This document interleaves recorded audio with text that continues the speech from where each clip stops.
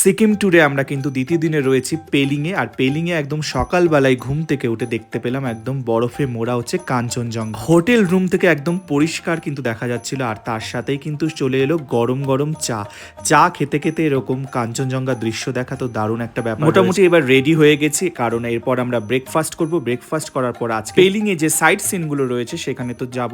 তার আগে কিন্তু ব্রেকফাস্টে কি খেলাম তোমাদের সাথে শেয়ার করছি। ছিল একদম রুটি আর হচ্ছে আলু আর হচ্ছে ডালের তরকারি, আর সঙ্গে কিন্তু বয়েলড এগ। তারপর কিন্তু এখানে ব্রেকফাস্ট সেরে সবাই মিলে কিন্তু চলে যাচ্ছে। আমাদের গাড়ি কিন্তু অনেকক্ষণ আগে এসে ওয়েট করছিল, এবার গাড়ি করে চলে যাবো পেলিং স্কাইওয়াকে। পেলিং স্কাইওয়াকে আমাদের আজকে ফার্স্ট ডেস্টিনেশন ছিল। ওখানে গিয়ে তো গাড়ি পার্কিং করা হলো, এরপর টিকিট কেটে নেওয়া হয়েছে। তো সবাই মিলে উপরে উঠে গেলাম। এখানে এবার রয়েছে আরেকটা বুদ্ধ মন্দির আর তার সাথে পেলিং স্কাইওয়াক। অনেকটাই উপরে ওঠার পর জুতো স্ট্যান্ডে জুতো রাখার পর এখানে কিন্তু মন্দিরটা দূর থেকে দেখে নিলাম, কারণ অনেকগুলো সিঁড়ি বেয়ে আর ওঠা হয়নি, কারণ প্রচন্ড রোদ্দুর ছিল আর তাপও ছিল।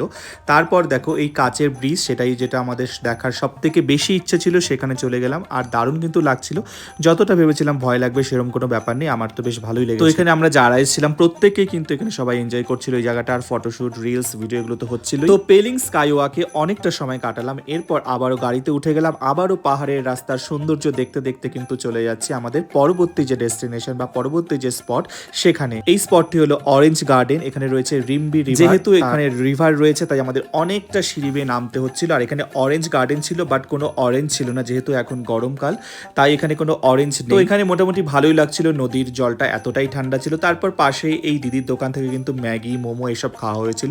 এখানে অনেকটা সময় কাটানোর পর আমরা আবারও চলেছিলাম আমাদের থার্ড ডেস্টিনেশন কুচিপুড়ি লেক। সেখানেও কিন্তু গিয়েছিলাম টিকিট কেটে। ওখানেও মোটামুটি একটা সৌন্দর্য ছিল, কিন্তু এখানেও ওয়েদারটা আস্তে আস্তে একটু মেঘলা হচ্ছিল বলে আমরা খুব একটা সময় এখানে কাটাইনি, আর খুব একটা ভালোও লাগছিল না এই জায়গাটা। তো এখানে অল্প কিছু সময় কাটানোর পর কিন্তু আমরা চলে যাব আবারও গাড়ি করে আমাদের পরবর্তী ডেস্টিনেশন সেখানে। এখন অনেকটাই বিকেল হয়ে গেছে, মানে প্রায় দুপুর গড়িয়ে বিকেল হতে চললো, আর পাহাড়ি রাস্তা দিয়ে আবারও চলেছে। এর পরবর্তী ডেস্টিনেশন হচ্ছে কাঞ্চনজঙ্ঘা ফলস।